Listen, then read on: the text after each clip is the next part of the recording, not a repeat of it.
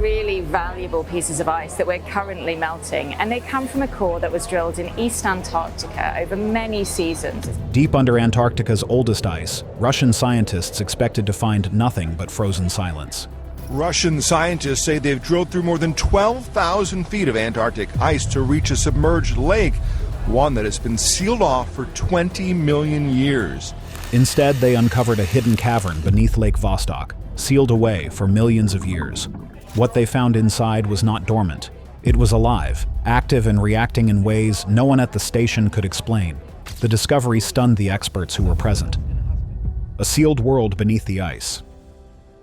In 2001, an early survey attempt at Lake Vostok ran into trouble. A small remote vehicle was lowered into a narrow test shaft to study the upper layers of the ice. According to archived logs, the drone moved normally at first. Then the screens inside the control room showed a sudden spike in pressure. The jump happened so fast that the operators panicked. Before they could stabilize the equipment, the drone lost control and crashed somewhere inside the shaft. Engineers blamed the failure on unstable ice conditions. A few researchers later questioned this explanation. They pointed out that the pressure spike rose too sharply to match normal glacier movement. The event became an early sign that the environment above Lake Vostok behaved in ways that were not fully understood. Lake Vostok itself is one of the most isolated bodies of water on Earth. It sits beneath ice that is thicker than many mountain ranges. The lake has remained sealed for millions of years. No sunlight reaches its waters. No air enters its chamber. The temperature near the upper layers of ice is brutally cold, yet the water beneath remains liquid because of the pressure and heat that rise slowly from deep within the Earth.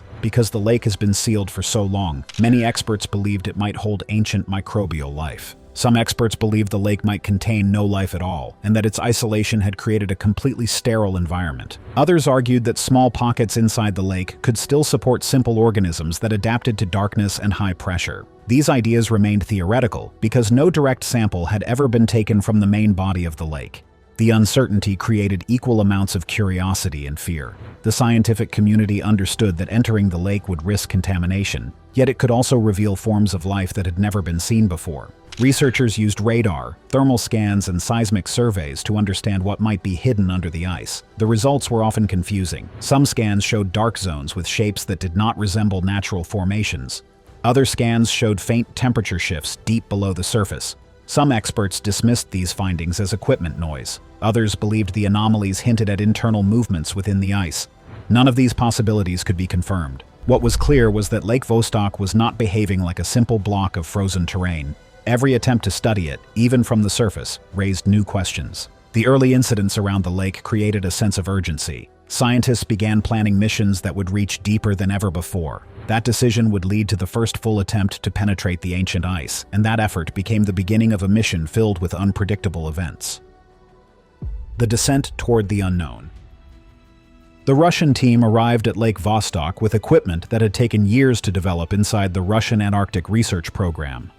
Engineers from the Arctic and Antarctic Research Institute in St. Petersburg worked with specialists from several Russian mechanical laboratories to design a deep ice drilling system that could survive extreme pressure. The setup included a thermal drill head that could melt through compacted ice, reinforced casing to keep the borehole stable, and a custom fluid circulation system meant to prevent freezing around the drill. The machinery also used a cooling unit that allowed it to run for long periods without overheating inside the narrow shaft. The crew expected a difficult descent, but they believed the equipment could handle it. The sense of confidence changed once they crossed into the oldest layers of ice. As the drill advanced, the power readings began to spike in ways that confused the operators. The drill would run smoothly for several minutes, then suddenly draw far more energy than expected. Engineers checked for faults but found nothing. Some members of the team believed that the ice itself was creating unpredictable resistance. Others suggested that something beneath the ice was interfering with the equipment. These ideas appeared in some reports but were not confirmed. The team could only record the spikes and continue their work. Mechanical glitches soon appeared. Motors stalled and restarted at random moments. Small alarms triggered without clear cause. The crew found this frustrating and concerning because the equipment had been tested thoroughly before deployment. The behavior made several workers uneasy. The problems became more noticeable during periods of heavy drilling. At the same time, the communication lines that linked the drilling platform to the main station began to flicker. Voices broke into static. Messages repeated without anyone speaking. The operators believed the interference came from the ice itself. It created a tense atmosphere around the entire mission. The crew also recorded vibrations inside the borehole that did not match any machinery cycles. The drill would be steady, yet the instruments detected a rhythmic shake deeper down, the pattern repeated at irregular intervals. Some researchers believed this was simply the natural shifting of ancient ice. Others argued that the rhythm felt too deliberate. The disagreement added pressure to an already difficult operation. Despite the complications, the scientists kept pushing forward. The season was already nearing its end. Temperatures would soon drop to levels that made continued drilling impossible. The team knew they had a narrow window. They refused to stop. Tension rose with every meter. The final layers of ancient ice approached, and everyone understood that the last few meters would be the most dangerous. According to some accounts, the temperature near the borehole walls began to shift unexpectedly. These shifts made the crew nervous because they did not know what caused them. What came next did not match anything they expected. The data that followed changed the entire tone of the mission. An impossible cavity beneath the lake. Once the team broke through the final layer of ancient ice, they expected to see a normal open pocket of water. Instead, their first major scan revealed something none of them had imagined. The radar returned a hollow signature that did not match any natural gap or ice fracture. It showed an open space with depth and shape. The operators ran the scan again, and the same outline appeared. They were not looking at a bubble or a crack. They were looking at a cavern beneath the lake. According to several accounts, the room fell silent as the data took shape on the monitor. Lake Vostok was already strange, but a cavern beneath its main chamber felt almost impossible. As they continued to scan the area, the cavity became even more confusing. Some sections appeared smooth on the radar display. The shapes looked curved and repeated in a way that made several researchers uneasy. Natural ice caves usually form with jagged and uneven surfaces. A few specialists suggested that water might have carved the shapes slowly over time. Others argued that the formations looked too regular and might be the result of something else entirely. The disagreement created real tension in the control room because no one could offer a clear explanation. The team then shifted to a second tool. They used short-range sonar to study the cavity in greater detail. When the pulses spread through the water, the returning signals came back with irregular patterns. Some echoes bounced in unusual directions, as if parts of the cavity were shifting slightly. The variations were small but consistent. These anomalies repeated every time the sonar was activated. The operators exchanged worried looks because natural ice movement does not normally create this type of shifting response. This combination of smooth internal structures on radar and moving surfaces on sonar created a serious debate among the scientists. Some believed the data might be the result of malfunctioning equipment. Others believed the readings hinted at an active environment inside the hollow. These ideas remained speculative because the researchers still lacked direct visual evidence. The uncertainty created frustration and concern in equal measure. The discussion soon turned toward the possibility of lowering a probe into the cavity. The idea divided the team. Some argued that the cavity could collapse or damage the equipment. Others believed the team had already passed the point of speculation and needed to see what was inside. The debate continued until a new signal changed everything. According to several reports, faint echoes were detected from deep inside the hollow. They repeated twice and did not match any tool or machine in use. The room fell silent. That moment convinced the team they needed visual confirmation. A small camera module was prepared and attached to a long tether. It was designed to move slowly and record everything without disturbing the environment. The operators guided it toward the mouth of the cavity. The room darkened as everyone turned to the monitors. The moment the probe crossed into the hollow, the mission moved into territory none of them were prepared to face. First signs of movement. When the probe first crossed into the cavern, the camera showed only black water. The feed stayed dark, long enough that the operators began to question whether the lights were functioning. They increased the brightness, expecting to catch the walls of the cavity, but nothing appeared. The emptiness suggested that the space was far larger than they had predicted. Then something finally drifted into view. A thin cloud of sediment floated across the screen. The particles moved in a slow, unsettled pattern. The room went silent. A few researchers suggested that the probe might have stirred the sediment as it entered. Others felt uneasy. They pointed out that the pattern looked as if something had already passed through that water moments before the probe arrived. As the camera moved forward, a sudden ripple cut through the probe's light beam. The disturbance was sharp and unmistakable. Something had pushed the water in a deliberate way. The operators checked every instrument to rule out natural movement. The readings showed no currents and no flow inside the cavity. Nothing in the environment could have caused that motion. The team exchanged uneasy looks. The ripple behaved like a response from something that had moved just beyond the edge of the light. Pressure sensors then detected a slow rhythmic pattern deep inside the hollow. The pattern was gentle at first, almost like a steady pulse. It repeated in long intervals. According to some members of the team, the pulse felt too organized to be random. Others argued that pressure can behave strangely in enclosed spaces. The disagreement created tension in the control room. The pattern continued for several minutes and then faded. A faint glow appeared far in the distance. It flashed for only a moment. The operators leaned closer to the screen, confused and nervous. The glow vanished as quickly as it appeared. Some researchers believed the glow could be caused by minerals or gas release. Others believed it looked like a biological light. These claims remained speculative because the camera had not moved close enough for a clear reading. The probe's audio channel then picked up a low vibration. The sound pulsed gently, but with a clear rhythm. The vibration created a small wave across the water near the probe. The operators recorded the sound immediately. The audio did not match any known tool or machine on the station. The sound seemed to come from somewhere deeper inside the cavity. Readings soon showed that something was displacing water in a controlled manner. The data suggested a moving mass. The shape of the movement was long and deliberate. The scientists felt the weight of the moment. They knew that they were observing something that did not behave like ice, rock, or trapped gas. The unknown movement created fear and fascination at the same time. The team became divided on the next step. Some insisted that the probe should be pulled back before it was damaged. Others argued that they had already reached a point where retreat made no sense. They believed they needed visual confirmation. The disagreement grew until the glow returned. This time it was closer. The camera caught a faint curve of light moving across the darkness. Before anyone could adjust the image, the glow vanished again. That second flash ended the debate. The scientists decided that the probe had found something unusual enough to demand immediate study. They prepared to retrieve the probe so that they could collect water samples from the cavity. The samples would soon reveal details that pushed the mission deeper into uncertainty.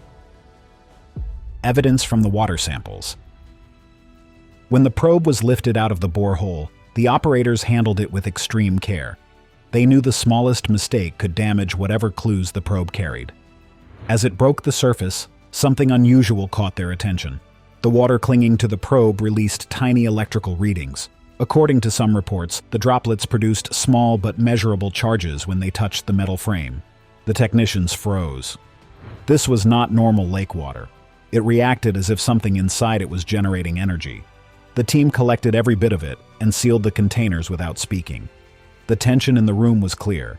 Inside the laboratory, the first examination revealed thin strands suspended in the sample. They moved gently, curling and uncurling as if reacting to the light above the microscope. The strands did not match any cataloged microorganism. Some researchers believed they might be fragments of a larger structure. Others believed they might be active biological threads. Both interpretations raised serious concerns because nothing in that environment should behave with such control. The team studied one strand more closely. When they exposed it to a narrow beam of light, it tightened with a slow, deliberate pull. The movement was subtle but unmistakable. The room fell silent. Several scientists leaned in, unsure of what they were witnessing. One specialist whispered that the reaction resembled a reflex. Another suggested that it might be a stress response caused by chemical sensitivity. Both explanations remained speculative, but the fact that the strand reacted at all changed the tone of the entire investigation. Further testing brought even more unsettling results. A spectroscopy run showed proteins inside the sample that did not match extremophiles from any known environment. They did not resemble deep-sea organisms or frozen microorganisms from other parts of Antarctica. Some researchers believed the proteins might belong to an organism that evolved in complete isolation. Others believed they could be portions of a much larger biological system. The unknown nature of these proteins shocked the team. One sample then produced a faint but steady pulse of heat. The rise in temperature was small but clear. It repeated twice before leveling out. The researchers checked for equipment faults but found none. A few specialists believed the heat might come from a chemical reaction. Others believed it could indicate metabolic activity. That possibility introduced real fear. It suggested that something inside the sample was producing energy on its own. Hours passed, and the samples continued to respond to light, movement, and temperature changes. Most microorganisms lose energy quickly once removed from their native environment. These samples remained active long after they should have faded. That detail alone convinced several members of the team that they were not studying simple life. The final sign came when a sealed container began to tremble. A technician heard a soft vibration inside. At first he thought it was his imagination. When the vibration repeated, he called the others. The container shook gently, as if something inside it shifted on its own. After reviewing all the evidence, the researchers reached a difficult conclusion. The cavern beneath Lake Vostok did not hold isolated microbes. It held a functioning biological system that showed organized activity. This realization forced the team to prepare for the most dangerous step of the mission. The next probe would reveal the truth about what lived inside the cavern. The living presence reveals itself. The team prepared the second probe with a level of caution that had not been present earlier in the mission. According to several accounts, no one spoke during the final checks. The memory of the first probe's footage, along with the strange behavior of the samples, had replaced curiosity with fear. Once the probe was lowered into the borehole, every researcher leaned toward the monitors, waiting for the first sign of movement. The probe descended into the cavern, and its stronger lights cut through the water in clean beams. At first, the feed showed only the same black emptiness that had appeared during the earlier descent. The operators guided the probe forward at a slow, steady pace. The water remained still. The scientists began to wonder if the earlier movement had been a trick of light or a drifting structure inside the hollow. Then the beam of the probe light struck something that stopped everyone cold. A hard, angled surface appeared at the edge of the frame. It reflected the light sharply, as if made of metal. The room fell silent. No natural ice formation produced reflections like that. The shape had clean edges, and it rose from the cavern floor at a perfect angle. The operators thought the equipment was malfunctioning, until they ran a quick diagnostic and confirmed that the readings were accurate. According to accounts, one researcher whispered that the object looked engineered. Others insisted it had to be a mineral deposit. The debate ended when the probe moved closer and the surface changed. Thin lines along the object tightened and shifted. The metal-like structure flexed slightly, as if something beneath its surface pushed outward. The movement was slow and deliberate. There was nothing random about it. The sonar readings added even more tension. The system mapped the structure as a solid mass at first, but the return signal wavered as the object shifted. The shape expanded on the screen for a moment, then narrowed again. The movement suggested controlled force. Several researchers stepped back from the monitors. The realization that the structure was alive or connected to something alive left the room in shock. The next moment pushed the fear even further. A soft pulse ran across the surface of the object. It spread like a wave and made the probe lights flicker. The pressure sensors recorded a sudden push of water from behind, enough to tilt the camera. The operators struggled to steady the feed. When the image cleared, the metal-like surface was closer than before. Something beneath it pressed outward, almost like a slow breath. The structure shifted again. A broad, flexible shape slid from behind it, passing across the frame. The movement was smooth and controlled. The shape curved and pulled itself away from the probe, revealing a second layer beneath the metallic surface. It looked organic. It looked aware. The room erupted with fear and disbelief. One technician shouted to pull the probe back. Another demanded more footage. The arguments were drowned out by the rising alarm from the monitors. The sensors confirmed continuous biological activity. Something surrounded the probe. Something large. Something coordinated. The readings showed pressure, light response, and motion at every angle. The team finally understood the truth. The cavern was not empty. It held a living presence that reacted to their equipment with purpose. The shock inside the control room quickly turned to panic. The researchers understood that the situation had moved beyond anything they could manage. The discovery forced immediate escalation. This was no longer a scientific mission. It had become a containment emergency. Before the team could make their next move, authorities arrived and took control of the footage, the samples, and every record of the probe's final descent. Theories behind the metal-like presence. Once the authorities secured the footage, the scientists were removed from the control room and told to wait for further instructions.